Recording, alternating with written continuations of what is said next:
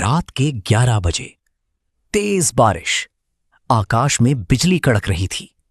अर्जुन अपनी बाइक से एक सुनसान सड़क पर जा रहा था। वो अपने दोस्त की शादी से लौट रहा था। अचानक उसकी बाइक बंद हो गई। ये क्या यार, अभी ही खराब होना था। उसने चारों तरफ देखा, सिर्फ अंधेरा और जंगल। तभी दूर उसे एक हल्की सी रोशनी दिखी, फायर। अर्जुन ने सोचा शायद कोई गांव होगा और वो उस रोशनी की तरफ चल पड़ा। विस्प, अजीब गांव। थोड़ी दूर चलने के बाद अर्जुन एक छोटे से गांव में पहुंचा। लेकिन गांव कुछ अजीब था। सारे घर पुराने, कोई आवाज नहीं, न कोई बच्चा न कोई जानवर। बस हर घर के बाहर एक दिया जल रहा था, वॉल्व। अर्जुन को अजीब लगा। तभी एक बूढ़ा आदमी उसके सामने आ गया। तुम यहां कैसे आए? अर्जुन बोला, मेरी बाइक खराब हो गई, रात गुजारने के लिए जगह चाहिए। बूढ़ा धीरे से मुस्कुराया। यहां कोई रात नहीं गुजारता। अर्जुन चौंक गया। क्या मतलब? बूढ़ा बोला, अगर सुबह तक रुके तो कभी वापस नहीं जाओगे। अर्जुन हंस पड़ा।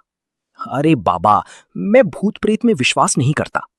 बूढ़ा चुप हो गया और धीरे धीरे अंधेरे में गायब हो गया।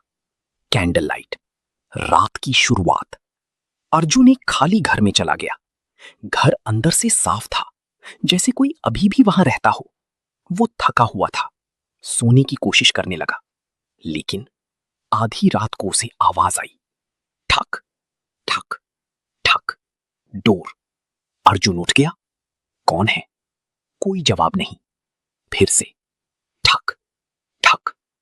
वो दरवाजे के पास गया, धीरे से खोला। बाहर कोई नहीं था, लेकिन जमीन पर गीले पैरों के निशान थे जो अंदर की तरफ आ रहे थे। अर्जुन के हाथ कांपने लगे। अचानक घर के अंदर से किसी के चलने की आवाज आने लगी। टप टप टप। अर्जुन डर गया। कौन है?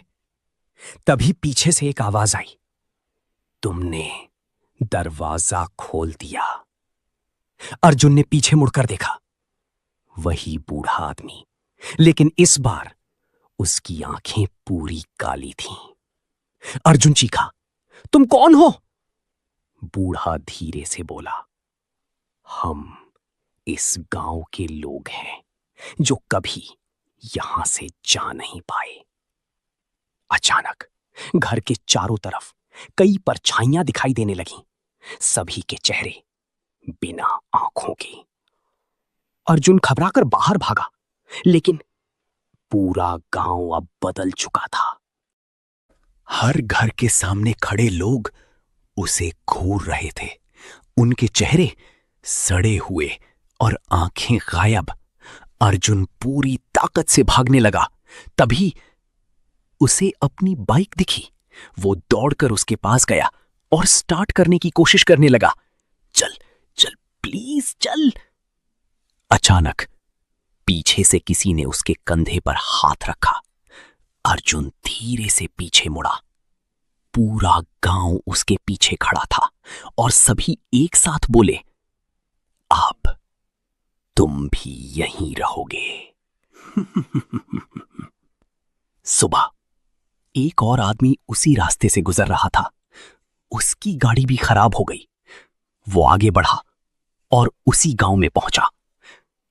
तभी एक जवान लड़का उसके सामने आया, वही अर्जुन। लेकिन अब उसकी आंखें पूरी काली थीं। अर्जुन मुस्कुराया। रात गुजारने के लिए जगह चाहिए। और पीछे पूरा गांव फिर से जिंदा हो चुका था। दी एंड, या फिर शुरुआत। कहते हैं वो गांव आज भी कहीं है, लेकिन नक्शे में नहीं मिलता। जो भी वहां रात बिताता है वो कभी वापस नहीं आता।